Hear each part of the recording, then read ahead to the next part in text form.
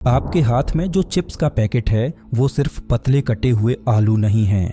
उस पैकेट के अंदर विज्ञान, योजना और हजारों लोगों की मेहनत बंद है। एक पल के लिए सोचिए, क्या आपको पता है कि दुनिया के अलग अलग देशों में लेज चिप्स का स्वाद अलग होता है, लेकिन उन्हें बनाने की प्रक्रिया लगभग एक जैसी होती है। भारत में मैजिक मसाला, कहीं सादा नमकीन, कहीं चीज या प्याज का स्वाद, फ्लेवर बदल जाता है, लेकिन फैक्ट्री के अंदर चलने वाले नियम नहीं बदलते। यहाँ कोई जादू नहीं होता।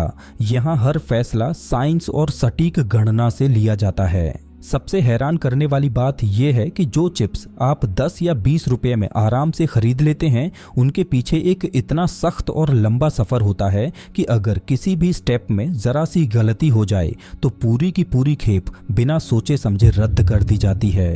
हजारों किलो आलू सीधे बेकार। और यही कारण है कि लेज चिप्स की कहानी फैक्ट्री से नहीं, खेत से शुरू होती है, क्योंकि हर आलू चिप्स बनने के लायक नहीं होता।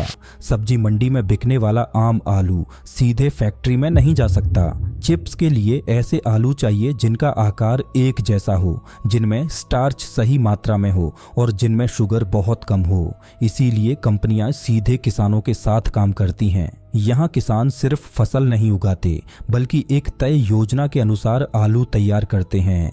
कितना पानी देना है, कौन सा बीज लगाना है, मिट्टी में कितनी नमी और नमक होना चाहिए, हर चीज पहले से तय होती है। सुनने में ऐसा लगता है जैसे यह खेती नहीं, बल्कि किसी मशीन को डिजाइन किया जा रहा हो। तो चलिए अब फैक्ट्री की चमक दमक से दूर सीधे उन खेतों में चलते हैं जहां चिप्स की कहानी की असली नींव रखी जाती है। लेज चिप्स के लिए इस्तेमाल होने वाले आलू आम खेतों से नहीं आते। ये आलू खास तौर पर उगाए जाते हैं, खास बीजों से, खास जमीन पर और एक तय योजना के अनुसार। कंपनी सीधे किसानों के साथ समझौता करती है। इसे कहते हैं कॉन्ट्रैक्ट फार्मिंग। इसमें किसान अकेले फैसला नहीं करता, हर कदम पर कृषि विशेषज्ञ साथ होते हैं। सबसे पहले मिट्टी की जांच होती है। मिट्टी में कितनी नमी है, कितना नमक है और पानी कितनी गहराई तक जाता है, क्योंकि यही चीजें तय करती हैं कि आलू के अंदर स्टार्च और शुगर का संतुलन कैसा होगा।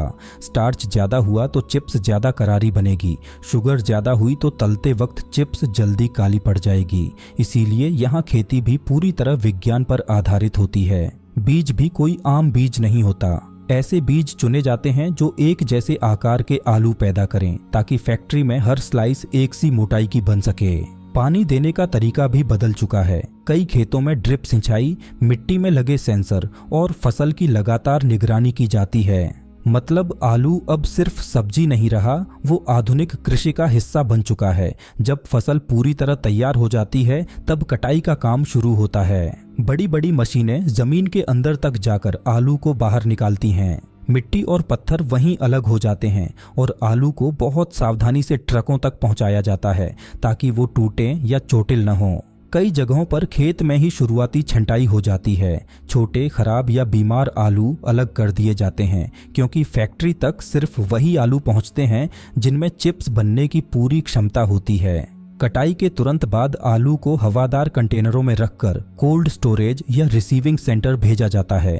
हर ट्रक के साथ पूरा रिकॉर्ड जाता है, किस खेत से आया, कब काटा गया और किस बैच का है। यानी अगर आगे चलकर किसी भी स्तर पर गड़बड़ी मिले तो उस आलू की पूरी कहानी पीछे तक खोजी जा सकती है। खेतों से निकलकर अब ये आलू पहुंच चुके हैं अपने सबसे कठिन पड़ाव पर, फैक्ट्री का गेट। यहाँ ट्रक के रुकते ही सबसे पहले वजन किया जाता है, पूरा ट्रक और फिर खाली ट्रक, ताकि एक भी किलो का फर्क न रह जाए। इसके बाद शुरू होती है क्वालिटी की पहली परीक्षा। हर ट्रक से कुछ आलू बेतरतीब तरीके से निकाले जाते हैं। उनका आकार देखा जाता है, रंग जांचा जाता है और मशीनों से उनके अंदर मौजूद शुगर और स्टार्च की मात्रा मापी जाती है। अगर तय सीमा से जरा सी भी गड़बड़ी मिली तो पूरा ट्रक यहीं रोक दिया जाता है। जो आलू इस इम्तिहान में पास हो जाते हैं वही आगे बढ़ते हैं। अब शुरू होती है धुलाई की प्रक्रिया। तेज दबाव वाले पानी से आलू को अच्छी तरह साफ किया जाता है। मिट्टी, धूल और हर तरह की गंदगी पूरी तरह हटा दी जाती है। इसके बाद छिलका उतारा जाता है, कभी भाप से तो कभी खास मशीनों से। अब आलू अपने असली रूप में सामने होते हैं। अगला कदम है सबसे जरूरी प्रक्रिया, स्लाइसिंग। तेज धार वाले ब्लेड आलू को एक जैसे पतले टुकड़ों में काट देते हैं। यह मोटाई इतनी सटीक होती है कि अगर जरा सा भी फर्क आ जाए तो चिप्स या तो जल जाएगी या कच्ची रह जाएगी। कटने के तुरंत बाद इन स्लाइसों को पानी में डाला जाता है ताकि अतिरिक्त स्टार्च निकल जाए और तलने पर रंग एक जैसा रहे। अब आता है सबसे रोमांचक पल।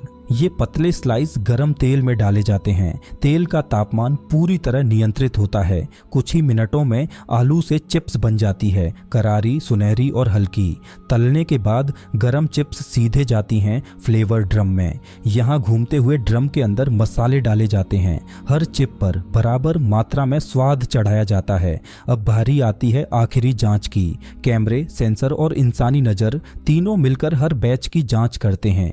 जली हुई, टूटी हुई या गलत रंग की चिप्स तुरंत अलग कर दी जाती हैं और जो चिप्स बचती हैं वही पैकेट में जाती हैं। पैकिंग के समय हवा की जगह नाइट्रोजन भरी जाती है ताकि चिप्स टूटे नहीं और ताजी रहे। और बस इतने लंबे सफर के बाद एक छोटा सा पैकेट आपके हाथ में आ जाता है। तो अगली बार जब आप चिप्स का पैकेट खोलें, सिर्फ स्वाद ही नहीं, उसके पीछे छुपी इस पूरी कहानी को भी याद रखिए। अगर आपको यह वीडियो पसंद आया हो तो इस वीडियो को लाइक ज़रूर करें। और अगर आप चाहते हैं ऐसी ही और दिलचस्प कहानियाँ जहां रोज़मर्रा की चीज़ों के पीछे छुपा विज्ञान और सच्चाई सामने आए, तो चैनल को सब्सक्राइब करना बिल्कुल न भूलें।